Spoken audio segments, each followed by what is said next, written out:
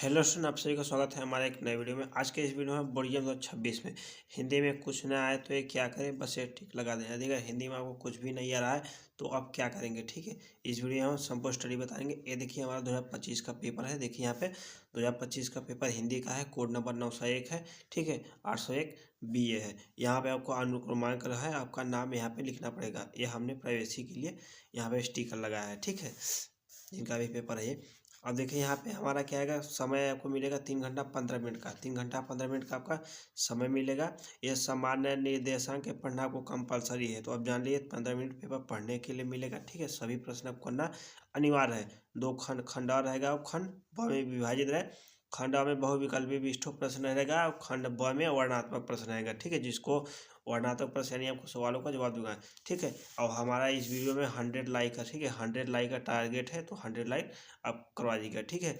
और चैनल पर नए हो, चैनल को सब्सक्राइब करिए। चलिए वीडियो को शुरू करते हैं। यहाँ पे देखिए हमारा खंड अ में बहुविकल्पी प्रश्न है, तो बहुविकल्पी प्रश्न को आपको करना अनिवार्य है, ठीक है। जैसे मान लीजिए यहाँ पे पहला प्रश्न, दुश्वारी नाटक के लेखक कौन है। दुश्वारी नाटक के जयशंकर प्रसाद जी है, ठीक है। कुछ इस प्रकार से आपको पेपर मिलेगा, जैसे ये भी है। तो आपको सबसे पहले क्या करना है, यहाँ पे देखिए, यहाँ पे ऐसे पूरा अपना लाइन मार लेना है। क्या है, लाइन मार लेना है। यहाँ पे ऐसे पूरा लाइन मारने के बाद आपको क्या करना है, यहाँ पे देखिए पूरा लाइन मारने के बाद आपको क्या करना है, ब्लैक पेन लेना है। जैसे हमने यहाँ स्केच लिया है, तो आपको ब्लैक पेन लेना है। तो ब्लैक पेन लेने के बाद आपको क्या करना है, देखिए यहाँ पर देखिए सबसे पहले, यहाँ पे देखिए सबसे पहले देखिए बहुविकल्पी खंड अ है, तो यहाँ पे आपको लिखना है खंड, ठीक है, खंड अ। यहाँ पे क्या लिखना है, खंड अ, ठीक है। यहाँ पे थोड़ा सा से डिजाइन मार देंगे, अच्छा लगेगा, ठीक है। खंड अ, खंड अ हो गया। खंड अ के बाद देखिए यहाँ पे आपको स्केल से अब बढ़िया अच्छे से, ठीक है, अच्छे से नीचे ऐसे कर देना है, आपको देखने में अच्छा लगे, ठीक है। एग्जाम में देखने में अच्छा लगे, ऐसे बना दें खंड अ, ठीक है। खंड अ लिखने के बाद ऐसे अब स्केच अगर लेके जाएंगे पेपर में और भी अच्छा होगा। देखिए यहाँ पे कितना अच्छा लग रहा है दिखने में। अब यहाँ खंड अ हो गया। अब उसके बाद देखिए बहुविकल्पी प्रश्न खंड अ में, यहाँ पे बहुविकल्पी प्रश्न लिख भी सकते हैं और नहीं भी लिख सकते, कोई मतलब नहीं है कि यहाँ पे लिखे हैं बहुविकल्पी प्रश्न। अब देखिए क्वेश्चन 1, अब यहाँ पे इस प्रकार से भी लिख सकते हैं ना, दो प्रकार से इसमें लिख सकते हैं। देखिए ऐसे पहला न पहला, देखिए से पहले का ऐसे भी लिख सकते हैं, डायरेक्ट पहले का यहाँ पे लिख सकते हैं वो ब्लू पेन से। यहाँ पे देखिए दुश्वारी नाटक के लेखक कौन है, दुश्वारी जयशंकर प्रसाद। यहाँ पे फिर लिखिए उत्तर, यहाँ पे उत्तर लिख सकते हैं जयशंकर प्रसाद, शंकर जयशंकर प्रसाद, ठीक है, जयशंकर प्रसाद। यहाँ आप देखिए जैसे इस प्रकार से लिखे जयशंकर प्रसाद। और आगे देखते हैं क्वेश्चन नंबर, देखिए और दूसरा क्वेश्चन, दूसरा कि प्रेमचंद का महत्व किस रूप में है। तो प्रेमचंद का महत्व किस रूप में, तो ब्लैक पेन से यहाँ पे दूसरा लिखे, ठीक है। दूसरा भी डॉस देके यहाँ पे दूसरा क्या है, दूसरा हम लिखे नाटककार में, ठीक है। नाटककार, नाटककार, ठीक है, नाटककार, ठीक है। यहाँ पे नाटककार, तो ठीक इसी प्रकार से आपको लिखना है। इस प्रश्न को नहीं लिखना है, पहला का ए दूसरा का ए। अब यहाँ पे ऐसे भी, अब यहाँ पे देखिए, यहाँ पे अब यहाँ पे उसके आगे यहाँ पे भी लगा सकते हैं। जैसे मान लीजिए इसका डी है, ठीक है, यहाँ पे डी। अब यहाँ पे ए, यहाँ पे डू लिख के फिर इच्छा में डी यहाँ भी आगे भी लिख सकते हैं। जैसे अब आगे बताते हैं आपको। क्वेश्चन नंबर जैसे तीसरा है, क्वेश्चन नंबर तीसरा है, और दूसरा प्रकार से कैसे लिखते हैं। जैसे यहाँ पे देखिए, यहाँ पे तीसरे का, यहाँ पे तीसरे का कौन सा है, तीसरे का डी है। देखिए तीसरे का क्या है, तीसरे का डी, यहाँ पे डी लिख दिए ब्लू पेन से या ब्लैक पेन से, दोनों से किसी भी। तीसरे का डी, देखिए तीसरे का डी, और क्या लिखना पड़ेगा, तीसरे का डी मोहन राकेश। देखिए यहाँ पे मोहन, मोहन राकेश, मोहन राकेश। देखिए यानी एक प्रकार से ऐसे लिख सकते हैं, और ऐसे भी लिख सकते हैं, और ऐसे भी लिखते हैं, यानी तीनों प्रकार से आप लिख सकते हैं किसी भी प्रकार से, ठीक है। धन्यवाद। तो ये बहुविकल्पी प्रश्न का, बहुविकल्पी प्रश्न ठीक ऐसे ही आपको लिखना है पेपर में, ठीक है। देखिए आगे बढ़ते हैं। ये बोर्ड का पेपर है, ठीक है, 2025 का।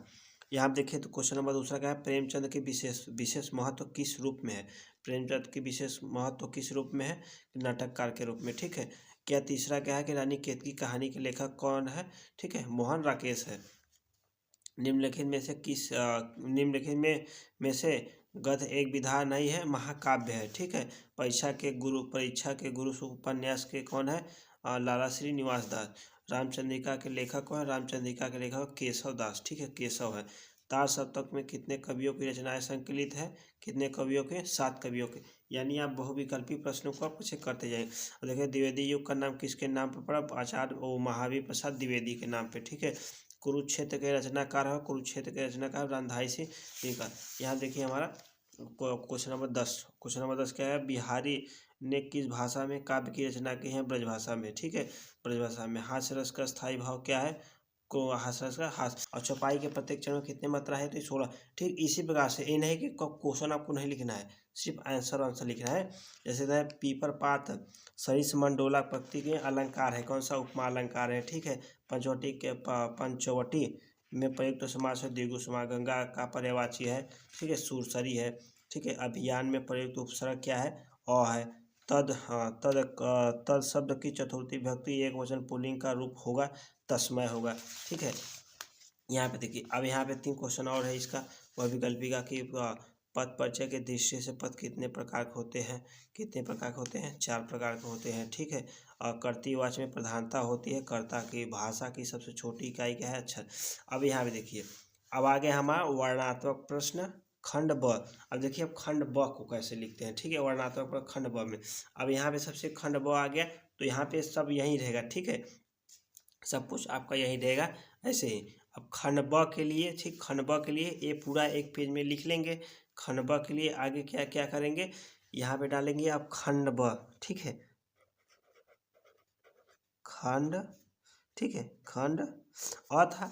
अब यहाँ देखिए खंड ब आ गया, ठीक है। ठीक इसी प्रकार से ही डालना है, ठीक है, खंड ब में, ठीक है, खंड ब, खंड ब। अब यहाँ पे थोड़ा सा, ठीक है, सब यहाँ पे डैश दे करके यहाँ पे अच्छे से बना।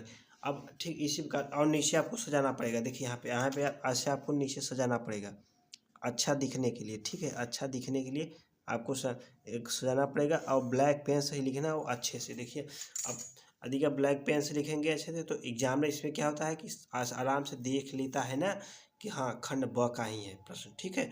ऐसे आपको इसीलिए यहाँ पे लिखे वर्णात्मक प्रश्न। अब यहाँ पे वर्णात्मक प्रश्न लिख भी सकते हैं, अगर वर्णात्मक प्रश्न नहीं लिखे तो कोई बात नहीं, ठीक है। अब यहाँ पे लिखे गद्यांश। अब क्वेश्चन नंबर देखिए खंड ब में आ गया, ब का अब यहाँ पे पहला डाल दीजिए। यहाँ पे या तो पहला डाल दीजिए, यहाँ पे या तो यहाँ पे लिखेंगे प्रश्नोत्तर, प्रश्नोत्तर, प्रश्नोत्तर संख्या, प्रश्नोत्तर संख्या क्या है? प्रश्नोत्तर संख्या देखिए खंड ब का प्रश्नोत्तर संख्या पहला है, ब का क्या है? प्रश्नोत्तर संख्या पहला का, ठीक है। यहाँ पे अच्छे से सजा देंगे तो एग्जामों को अच्छा लगेगा, ठीक है। यहाँ प्रश्नोत्तर अब इसके भी नीचे भी आप यहाँ पे डॉट दे सकते हैं। आप देखिए यहाँ पे लाइन मार सकते हैं, ये भी अच्छा लगेगा देखने में, ठीक है। यहाँ पे देखिए यहाँ पे अब इसमें क्या होगा कि एग्जामिनर को देखो कितना अच्छा से दिख रहा है, ठीक है, बहुत ही अच्छा से दिखेगा कि हाँ ये प्रश्नोत्तर संख्या है, ठीक है। अब यहाँ पे देखिए अब यहाँ पे अब इस प्रश्नों को पढ़ेंगे, ठीक है, प्रश्नों संख्या के। इसमें देखिए 3 प्रश्न है, 1 2 3, यहाँ पे 3 प्रश्न है, ठीक है। यहाँ पे अब ये तीनों प्रश्नों का हमें उत्तर देना है, ठीक है, तीनों प्रश्नों का आपको उत्तर देना है। यहाँ पे देखिए यहाँ जैसे पहला गए यहाँ पे निम्नलिखित गद्यांश पर 3 प्रश्नों, यहाँ पे एक गद्यांश दे दिया है। अब गद्यांश का हमें उत्तर दे। अब मान लीजिए एक सपोज दैट ए भी नहीं आ रहा, आपको ए भी नहीं आ रहा है, ये दोनों गद्यांश से कुछ भी नहीं आ रहा है, ठीक है, आपको दोनों गद्यांश नहीं आ रहा है। यहाँ पे देखेंगे तो यहाँ पे जैसे ईर्ष्या, यहाँ अनोखा वरदान, तो ए भी नहीं आ रहा आपको गद्यांश, अब ए भी नहीं आ रहा है, तो अब करे क्या करें, लेकिन पेपर तो आपको देना ही पड़ेगा, ठीक है, चाहे आए और चाहे ना आए, इससे तो कोई मतलब नहीं है, लेकिन आपको तो पेपर तो आपको सॉल्व करना ही पड़ेगा। क्यों? क्योंकि आपको एग्जाम देने गए हैं सिर्फ हाई स्कूल का, तो आप पेपर तो जैसे यहाँ पे ईर्ष्या का या अनोखा वरदान, अब मान लीजिए जैसे यही है, इसको कैसे करना पड़ेगा, ठीक है, इसको करना आप कैसे पड़ेगा, यहाँ पे ऐसे भी लिख सकते हैं, ठीक है, पहले का। अब यहाँ से मान लीजिए अब इसको हमें हल सॉल्व करना है इस वाले को, तो यहाँ पे, ठीक है, अब यहाँ पे लिखे से पहले का अथवा, ठीक है, पहले का अथवा लिख देंगे। तो पहले का अथवा का मतलब कि हमने दूसरा अथवा वाला किया है, ठीक है, पहले का अथवा वाला, या तो अथवा नहीं भी लिख सकते हैं, उसे कोई एक तो एग्जामिनर का सर्च से पता चल जाएगा कि कौन सा यह गद्यांश किया है, ठीक है। अब यहाँ पे उत्तर संख्या पहला ऐसे डाल करके, ठीक है, पहले का, ठीक है, वो प्रयुक्त का गद्यांश का संदर्भ लिखिए। यहाँ पे प्रयुक्त का संदर्भ, यहाँ पे देखिए यहाँ पे, ठीक है, संदर्भ, यहाँ पे ऐसे संदर्भ, यहाँ पे संदर्भ लिखने के लिए देखिए यहाँ पे संदर्भ और अच्छे से डाल दिए, ठीक है, यहाँ पे अच्छे से, अब अच्छे से, अब संदर्भ देखिए, संदर्भ में लिखे, यहाँ पे लिखेंगे प्रस्तुत, ठीक है, संदर्भ में प्रस्तुत गद्यांश हमारी पाठ्य पुस्तक, प्रस्तुत ग्रंथ हमारी, ठीक है, हमारी पाठ्य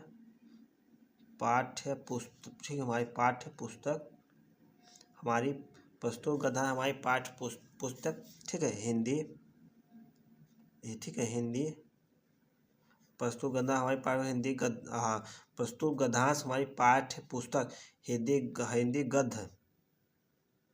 गद्य खंड से लिया गया है, ठीक है, हिंदी गद्य खंड से लिया गया है, ठीक है, लिया गया है, हिंदी गद्य खंड से लिया गया। इसके लेखक,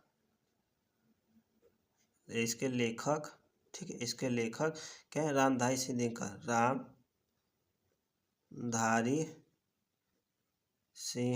दिनकर, ठीक है, रामधारी सिंह दिनकर तथा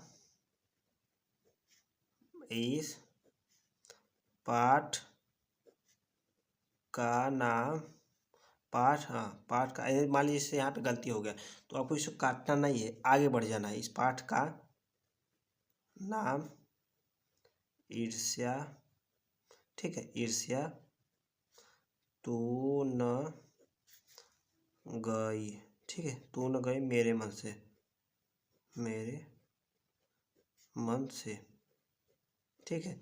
तो यहाँ पे, अब यहाँ पे डायरेक्टली यहाँ पे भी लिख सकते हैं प्रस्तुत कथा हमारी पाठ्य पुस्तक हिंदी गद्य खंड, ठीक है, हिंदी गद्य ईर्ष्या तू न गई मेरे मन से नामक पाठ से लिया गया है। यहाँ पे या तो इसको अलग भी लिख सकते हैं, ठीक है। अब आपको क्या करना है, अब यहाँ पे, ठीक है, यहाँ पे देखिए, यहाँ पे या तो इसे ब्लैक पेन से लिखे या तो ब्लैक पेन से आउटलाइन के, ठीक है। यहाँ पे देखिए, यहाँ पे ब्लैक पेन से लिखे, ठीक है, यहाँ पे या तो आउटलाइन कीजिए या तो ब्लैक पेन से, आपको इतना करना है। तो एग्जामिनर का सबसे पहले तो यहाँ यहीं पे जाएगा, ठीक है, यहीं पे, तो ध्यान, तो आसानी से आपको देख सकते हैं। अब यहाँ पे देखिए, यहाँ देखिए, आप मान लीजिए दूसरा प्रश्न क्या है, मनुष्य क्यों भोगता है, ठीक है, मनुष्य क्यों दुख भोगता है। यहाँ पे दूसरा प्रश्न बोल रहा है कि मनुष्य क्यों दुख भोगता है। तो अब यहाँ पे देखिए, यहाँ पे इस प्रश्न को देखिए ना, क्यों दुख, यहाँ पे दुख शब्द है, मनुष्य और दुख शब्द ढूंढिए। जिस मनुष्य के हृदय में ईर्ष्या घर बना लेते हैं, उन चीज़ों का आनंद नहीं उठा पाता, उसके मजो बल्कि उन वस्तुओं का दुख उठाता है।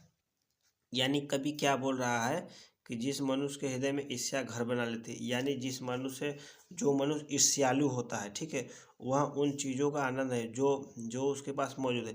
यानी जो मनुष्य ईर्ष्यालु हो जाता है तो वह उस चीज़ का आनंद नहीं उठा पाता जो उसके पास मौजूद है, बल्कि उन वस्तुओं का दुख उठाता है जो उसके पास नहीं। हमारे दूसरे का देख करके वो जलन करता है, ठीक है, दूसरों को देख करके ईर्ष्या करता है, तो वह मनुष्य कभी भी सुखी नहीं हो सकता है, वह दुखी ही होता है, ठीक है। वहीं ये भी आप लिख सकते हैं आसानी से, अपने ही भाषा में लिखना पड़ेगा, ठीक है, अपनी भाषा में जैसे मान लीजिए अपनी भाषा में नहीं समझ में आ रहा है तो यहाँ पे मनुष्य क्यों दुख भोगता है, ठीक है, यहाँ पे दुख उठाता है, तो आप यहीं लाइन ये उतार दीजिए, यहाँ से लेकर के, ठीक है, यहाँ पे दुख उठाता है, ठीक है, यहाँ पे यहाँ तक, या कोई दिक्कत नहीं, यहाँ से आप उठाइए, यहाँ से आप लिख सकते हैं, ठीक है, यहीं से। अब रेखांकीय अंश की व्याख्या, अब रेखांकीय अंश की व्याख्या, तो रेखांकीय अंश की व्याख्या अपने मन से ही कीजिए, ठीक है, अपने से कीजिए।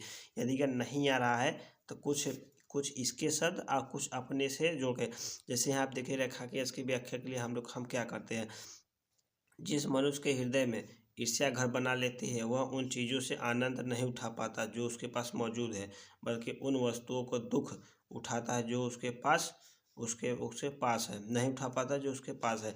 यानी कवि का यही कहना है कि वह मनुष्य जो ईर्ष्यालु होता है, जो मनुष्य ईर्ष्यालु होता है हृदय में घर बना लेता है। इसका मतलब है कि जो मनुष्य ईर्ष्यालु होता है वह उन चीज़ों का आनंद नहीं उठा पाता जो उसके पास है, ठीक है, जो उसके पास उपस्थित है, ठीक है, बल्कि उन वस्तुओं का दुख उठाता है जो उसके पास है, बल्कि वह संसार की वस्तुओं को देख करके या दूसरों को देख करके अपनी तुलना करता है, दूसरे से तुलना करता है, उसके पास वो है, ठीक है, हमारे पास नहीं है, लेकिन उसके पास जो मौजूद है उसको न दे करके दूसरों को दे करके वह दुख भोगता है। यानी उसको करना चाहिए जो उसके पास है उसी में उसको सुखी रहना चाहिए, लेकिन वो दूसरे को देख करके, ठीक है, दूसरों के अपने आप से तुलना करके वह दुखी रहता है। बस यही है, ठीक है, और कुछ नहीं। यहाँ जैसे मान लीजिए यह है कि संस्कृति अथवा सामूहिक चेतना में हमारे देश के का प्राण है, ठीक है। देखिए संस्कृत अथवा सामूहिक चेतना हमारे देश के प्राण है, तो जैसे कि यही है। तो यहाँ आप ले सकते हैं कि संस्कृत या सामूहिक चेतना, सामूहिक हमारे देश के लिए प्राण है, ऐसे भी अपने बना के लिख सकते हैं। इसी नैतिक चेतना के सूत्र हमारे नगर और ग्राम हमारे देश का संप्रदाय। तो यहाँ पे इसी नैतिक चेतना के आधार पर, ठीक है, आधार पर सूत्रों के यहाँ पे इसे कुछ अपने से एक दो अक्षर जोड़ करके और फिर इसी लाइन को और फिर अपने से जोड़ करके ऐसे ही आपको लिख देना है, ठीक है। हमारे विभिन्न वर्ग के जातियों के आसपास बधी हुई है जहाँ इनमें से, तो आपको यही है, नहीं करना है कि पूरा यही लाइन ही उतारे। आपको यहाँ पे क्या करना है, यहाँ पे देखिए, आपको यहाँ पे एक चीज़ करना है, ठीक है, यहाँ पे एक चीज़ करना है, क्या है कि 10% यहाँ पे रेखांगे इसकी व्याख्या में अपना लिखना है, अपना शब्द, और 90%, ठीक है, 90% इसी का शब्द ही यूज़ करना है, ठीक है, ठीक है। 90/10 का नियम अपनाएंगे तो आसानी से ये सॉल्व हो जाएगा, ठीक है। आगे बढ़ते हैं, देखिए आगे क्या है। अब वही एक गद्यांश था, वही हमारे पद्यांश है, ठीक इसी प्रकार, देखिए ठीक इसी प्रकार से पद्यांश है, ठीक है। यहाँ भी यानी यदि यहाँ पे देखिए नंबर की बात करें तो नंबर की बात करें तो नंबर में देखिए यहाँ पे क्या है कि हमने इसमें 20 क्वेश्चन था, ठीक है, 20 क्वेश्चन था, तो हमने मान ली इसमें 10 नंबर पा लिए, ठीक है। यहाँ पे देखिए, यहाँ पे 10 नंबर पा लिए, प्लस 10 नंबर इसका मिला था बहुविकल्पी का। अब यहाँ पे देखिए, यहाँ पे 6 नंबर का है, देखिए यहाँ पे देखिए, यहाँ पे 6 नंबर का है, यहाँ पे देखेंगे 6 नंबर का है, ठीक है। 6 नंबर, यहाँ हमारे 6 नंबर में से आपका कितना पार है, 4 नंबर, यानी आपका 10 से 14 नंबर हो गया है, ठीक है। 14 नंबर आप पा लिए लिख करके, ठीक है, 14 नंबर। अब यहाँ पे देखिए, इसको भी क्या करना है, इसको भी अच्छा, सही गलत इसमें भी आसानी से, इसमें भी देखिए 3 क्वेश्चन इसमें भी है। ऊपर गद्यांश के संदर्भ में लिखिए 2 पद्यांश के, मधु का शब्द, यहाँ पे मधु शब्द किसके लिए प्रयुक्त किया है, पद्यांश में। यानी इसके भी देखिए, इसके भी आपको अच्छा, आपका यहाँ पे 6 नंबर इसका भी है, 6 नंबर इसका भी है, ठीक है, 6 नंबर इसका भी है। तो अब क्या करेंगे, अब आसानी से यही आप समझेंगे कि दिए गए रेखांकीय पदांश के आधार पर 3 प्रश्नों का उत्तर, तो इन प्रश्नों का कुछ छोड़ना नहीं है, कुछ भी लिखना है। लेकिन मान लिए कुछ भी इसमें लिखे हुए, ठीक है, इसका रेखांकीय अंश की व्याख्या कर दिया है, तो इसमें क्या करना है, अब गद्यांश से 90/10 का, लेकिन पद्यांश से 90/10 का नियम नहीं लागू होगा। एमा आपको बनाएगा 80/100 का, यानी 80 शब्द इसका होगा और 20 शब्द आपका होगा। बना करके कम से कम 3 लाइन है, आपको 3 लाइन में से 4 से 5 लाइन का अपने हिसाब से लिखना है, ठीक है, इसके। और यहाँ पे देखेंगे, यदि मान लीजिए इसके, यदि आप लिख रहे हैं इसके, हम मान लीजिए आपको गलत ही लिखे, इसके मान लीजिए आपका 2 नंबर मिला, ठीक है, 2 नंबर, 6 नंबर में से हमने 2 नंबर इसमें दिया आपको, मान लीजिए 2 नंबर हमारा 10 × 14 2 16 नंबर मिल गया, ठीक है। अब यहाँ पे देखिए, यहाँ पे तीसरा क्या हुआ, निम्नलिखित संस्कृत गद्यांश में से किसी एक का संदर्भ सहित अनुवाद, हिंदी में अनुवाद कीजिए।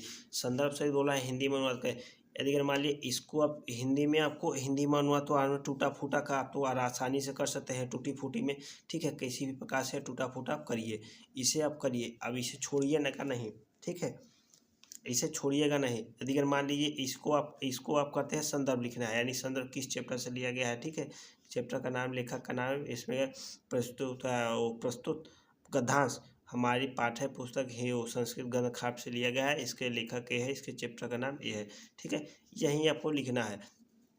अब आपको क्या करना है, वहाँ पे अनुवाद करना है। यदि मान लीजिए इसमें आप किए, ठीक है, इसको किए, अब यहाँ पे इसमें यदि देखिए, इसके हमें 5 नंबर का है, 5 नंबर का है, इसमें भी आपको अगर 2 नंबर मिल गया, ठीक है, 2 नंबर मिल गया, ठीक है, यहाँ पे कितना मिला, 2 नंबर, तो 2 नंबर इसमें आपको मिला हुआ है, ठीक है। अब आगे बढ़ते हैं, दिए गए संदर्भ गद्य का ये पद का हो गया, ये पदांश पे एक संदर्भ लिखे, इसको भी संदर्भ लिखना है, हिंदी में अनुवाद करना है। तो मान लीजिए ये आपको नहीं कर पा रहे हैं तो इसे काट देते हैं, ठीक है, इसे काट देते हैं। अपने यहाँ पे देखिए, अपने पाठ्य पुस्तक खंड काव्य के आधार प्रश्नों के, यानी देखिए ज्योति जोहार, दो चीज दो जो है ज्योति जवाहर का है कंपलसरी है, क्या है कंपलसरी है, 100% आएगा, यही आएगा, ठीक कंपलसरी है। तो इसका 3 नंबर है, तो इसका आपको 3 नंबर लिखना पड़ेगा, ठीक है 3 नंबर इसका लिखना पड़ेगा क्योंकि वो कंपलसरी है, ठीक है क्या है वो कंपलसरी है। और देखिए आगे देखते हैं, यहाँ पे देखिए अब यहाँ पूरा ये हो गया, ये सब प्रश्न था।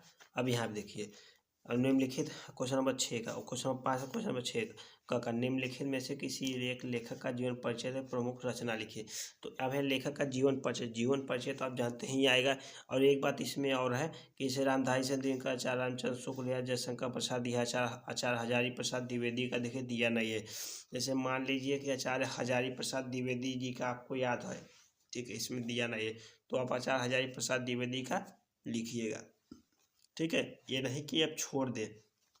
लिखेंगे लिखिए खंड ब का क्वेश्चन नंबर 6, खंड यहाँ पे डालेंगे हेडिंग खंड ब का क्वेश्चन नंबर 6।